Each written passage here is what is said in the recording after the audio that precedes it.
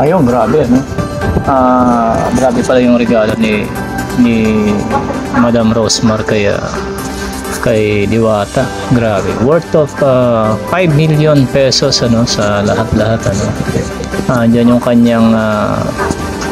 kanyang bahay na nililipat, yung nalilipat no, yung kanyang bahay office na no. Tapos 100,000 1 million cash din ano. 1 million cash, tapos kung ano-ano pa. At talaga naman bumuhos yung blessings dito kay Diwata. At deserve din naman Diwata no?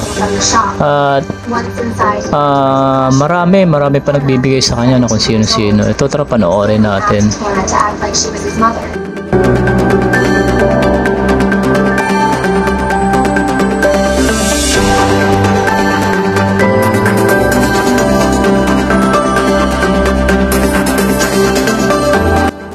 Yun, kagaya nga ng sinabi ko nung una.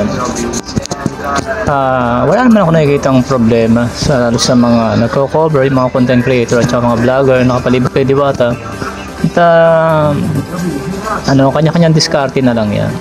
At kung kayo medyo hindi nakakuha ng magandang spot, sikapin nyo na lang na kumuha ng magandang spot. Pero wala akong nakikitang masama sa pagbigay sa kanya ng mga regalo, at wala lang nakikitang masama sa pagko-cover ng mga content creator at saka mga vlogger dyan sa paligid niya. Kung yun naman makakatulong sa pag-angat ng channel nila, no? Ng Facebook nila at saka ng mga YouTube channels nila, bakit hindi? At sa mga nagbibigay naman kay Diwata, alam naman din natin na may mga YouTube din naman yan, may mga negosyo rin yung mga yan. Maliban na lang din siguro dun sa iba na pumupunta dyan ng mga hindi naman nakikita na sa camera ano.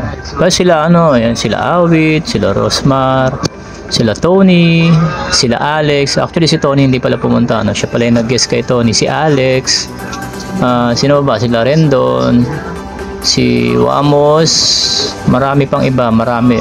Actually parang nakita ko nakaraan si Chef Marvin Agustin pumunta rin dyan. Pero yung karamihan ng mga yan, majority ng mga yan na bumibisita at nagregalo kay Diwata, may mga YouTube channel at may mga negosyo na gustong i-promote. Though malakas na naman sila, pero syempre iba ganun talaga, ganun ang sa mundo ng social media. Pag trending ka, pupuntahan ka at saka asahan mo na lagi ka rin na nandun sa kanilang YouTube channel o sa kanilang Facebook. Ganun lang naman yan, give and take. Sa ngayon malakas siya, tapos mapakinabangan siya na iba. Sana susunod pagka humina siya tapos malakas yung iba, mapakinabangan niya rin. Parang ganun lang kasi yan parang give and take lang sa social media. Kung saan trend, kagaya ko ngayon, ganito ginagawa ko. Hindi pa ako makapunta ron sa lugar ng Diwata kasi unang-una wala rin namang oras. Kaya yun, natutuwa lang din ako sa kanila lalo dun sa mga sa mga content creator at mga vlogger na nakapaligid dun ngayon at this moment sa lugar nila Diwata, kasi talaga nakakatawa naman at nakikita rin naman talaga natin yung paglago ng kanilang YouTube channel at saka mga Facebook. At yun, sa mga gusto pang pumunta, welcome naman daw, sabi ni Diwata. Welcome kayo ron. Tapos syempre, kung makakita kayo ng mga act ni Diwata na medyo hindi maganda, syempre yung tao pagod na rin. At yun, nagninegosyo nga naman siya ron. Hindi naman siya para naging trending lang, iwanan niya na yun. Kasi kung sa vlogging lang, sigurado si Diwata mabuhay. Pero yung tinayo niya kasi negosyo is parisan.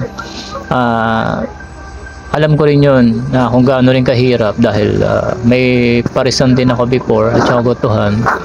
Ayan, bago pa nag-trend yan, yung mga Diwata, Pares Overload niya. May mga nag-serve na rin kami ng mga Pares Overload tsaka special, mga ganyan. Alam ko kung gaano kahirap yan, preparation pa lang. Kung si Diwata, kikita siya kung mag-vlog siya. Paano yung ilan tao yung umaasa sa kanya ron?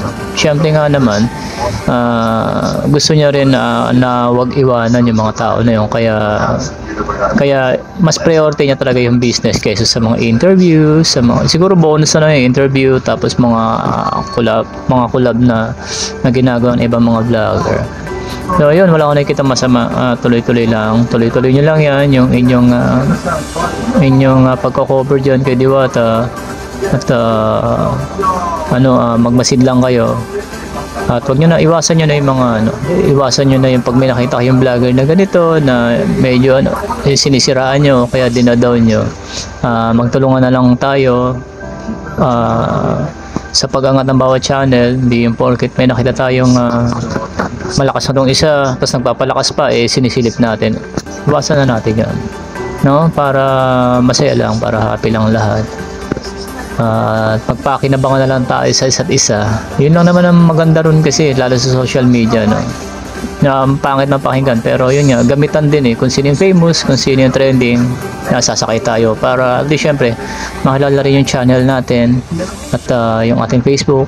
Ayun, sa mga hindi pa po nakasubscribe sa aking YouTube channel, pa-subscribe na lang po, Kalingap Tony, para yan, madagdagan naman po yung aking subscribers, at saka sa aking mga followers sa Facebook. Pa-follow na lang po sa aking Facebook account. Ayun, magandang araw po sa lahat, at ayun, mabuhay po kayo, at tuloy-tuloy lang po, at wala mag-isawa sa paggawa ng content. Mga content creator at mga vlogger dyan, mabuhay po kayo lahat.